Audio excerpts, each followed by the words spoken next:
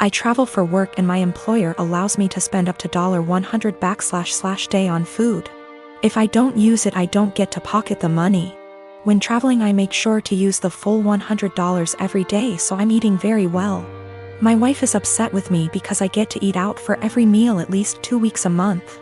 She says it isn't fair and I should just go to the grocery store and bring back food to my hotel. I've explained to her that it doesn't make sense since I don't get to keep the money if I don't use it. Every evening when I call her, she wants to know exactly what I ate. She can see the credit card statements reimbursed by employer, so she knows how much I spent. She'll see I spent $75 on dinner and start freaking out about how wasteful I am. I take her out for dinner at least 2 times a week when I'm in town, and she goes out several times a week with friends when I'm not in town. This whole thing just seems irrational, and it is really putting a strain on our relationship. I haven't gained any weight and am in great shape. I focus on quality of food much more than quantity. Most hotels have a small gym and / or a pool.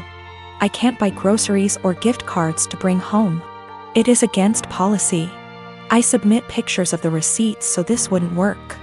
I track all my expenses and submit receipts for reimbursement weekly. I float the money for 7 days max. Usually I have around $3,000 to $4,000 in expenses per week, which we can make work without any issues since I pay for all my food, airfare, hotels, and car rentals myself. I collect an enormous amount of points and other perks. These points allow me to go on at least 2 vacations a year with my wife for next to nothing.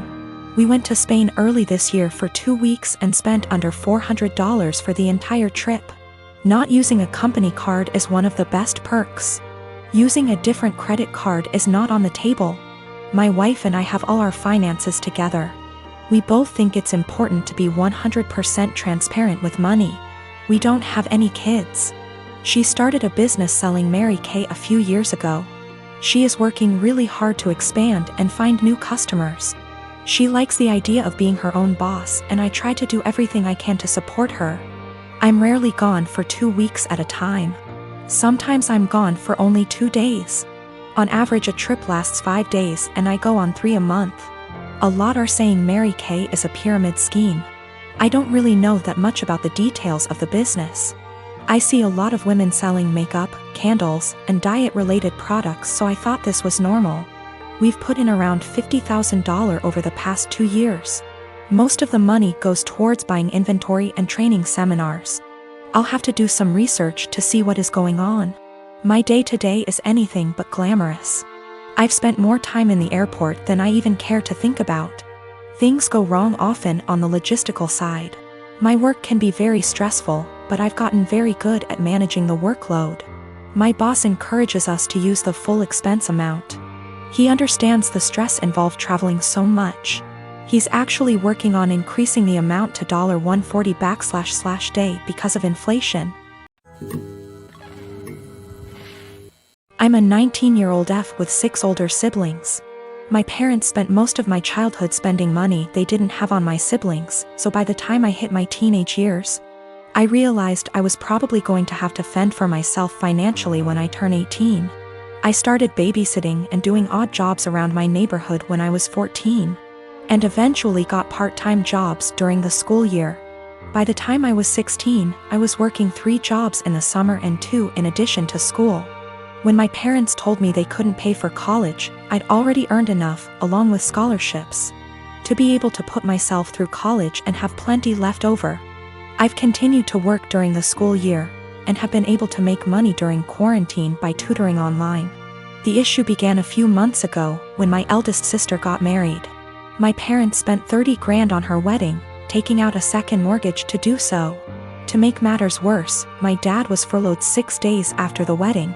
They'd effectively dug themselves into a hole they couldn't get out of. 2 weeks ago, my mom texted me for the first time since the wedding. She didn't say hi, ask how I was, or make any small talk. She just said, "Your dad and I need a favor. When can we call you?" I'd expected this. None of my elder siblings are doing well financially, and they've exhausted all other loan options, both from family and the bank. I figured they would text me, ask me to loan them a few thousand, and promise to pay it back when they could figure things out. I was absolutely willing to pitch in a few thousand. and had even considered giving them some of my tutoring jobs so they could make some extra cash. I was not, however, expecting them to demand I give them all the money, close to $40,000. I'd made from the ages of 14 to 18. The exact statement my mom had made was, "You made that money under our roof. We were the ones who allowed you to work, so you only have it because of us anyway. We bought you food and clothes for 18 years. That money is only a fraction of what you owe us," and so on. I said that food, clothes, and shelter were the very minimum. It's what they signed up for when they chose to become parents. I didn't ask for any of it, etc. They responded by telling me that if it wasn't for them, I wouldn't have the life I have today. I said they were being ridiculous, and hung up.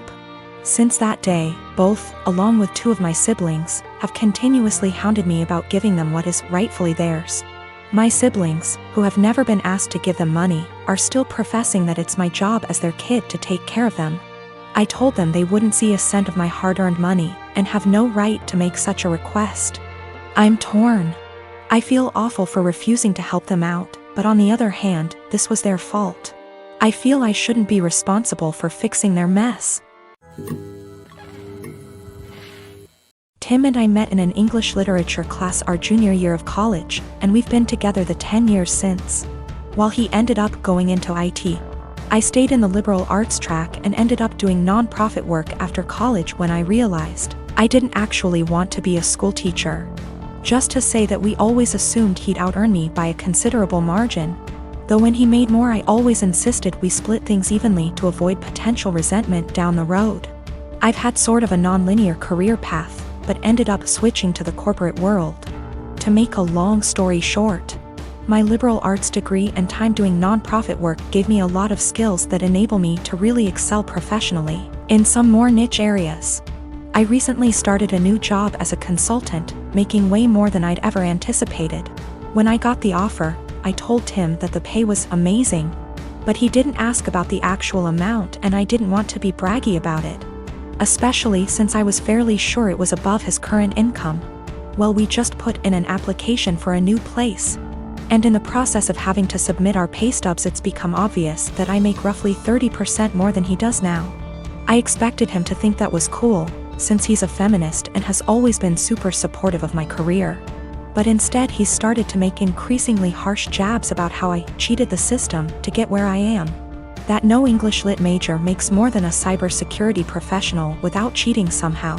His major point is that I got my first job out of nepotism, which set me up to trample more qualified people who didn't have the same advantages. It's true that I got my first post-college job after being referred by a sorority sister.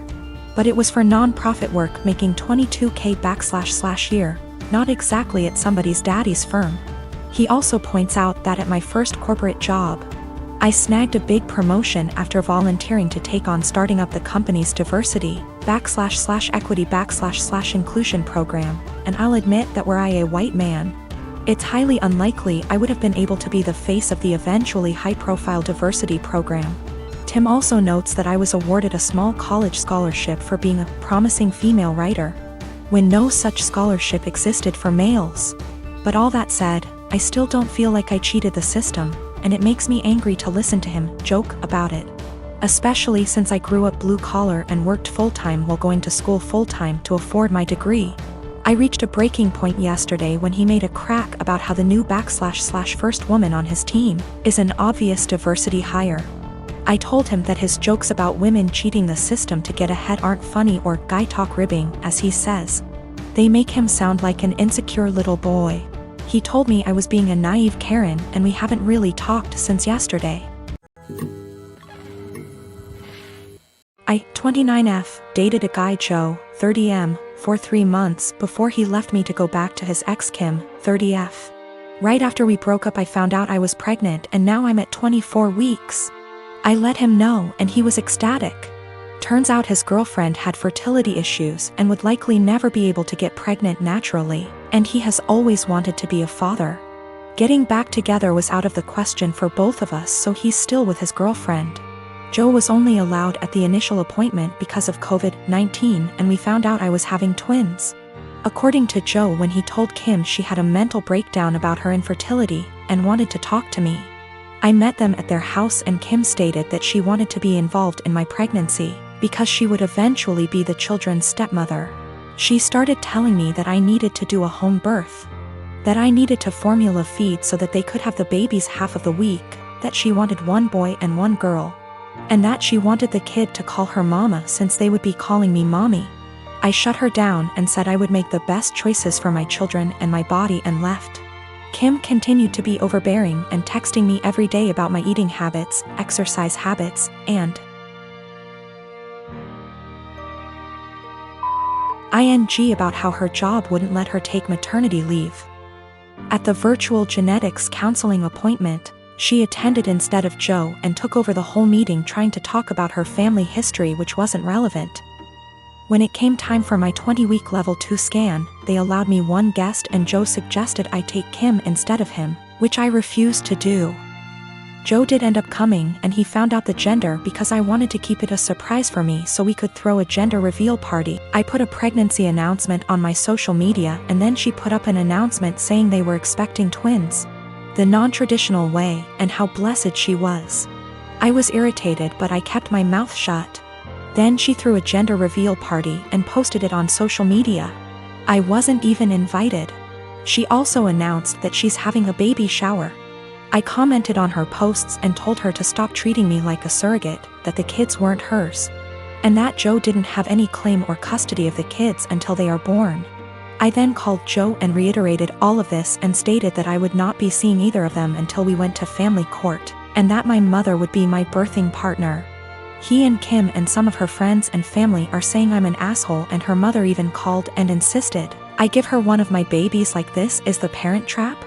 I'm definitely getting a lawyer ASAP. Y'all have scared the shit out of me but I'm happy you did. We used condoms because I do not react well to hormonal birth control and I had to wait to get a non-hormonal IUD because of other medical issues. The Thursday I posted this, I went to the police and they stated that there was nothing they could do because a crime hadn't been committed. In my state, orders of protection are criminal or family, so I was able to get one against Joe. On Friday, I did get a lawyer and they let me know in my state there was nothing I could do as far as custody before the babies are born. So I will be leaving my state soon to ensure that this isn't my baby's home state and I can't be charged with anything. Kim came to my job, damaged my car, and broke a bunch of office windows. I work with kids, so she was arrested for not just the criminal damage and trespassing but also child endangerment, so hopefully that works in my favor. Also, if Joe did it on purpose, I don't think Kim knew, because she was screaming at me about how I stole her life and everything I had was supposed to be hers. I have orders of protection against both Kim and Joe. I left the state anyway and Joe and Kim started harassing me again because there's no legal jurisdiction when you leave the state. But I have enough evidence that I was able to press charges in my current state as well and will be pursuing a restraining order here.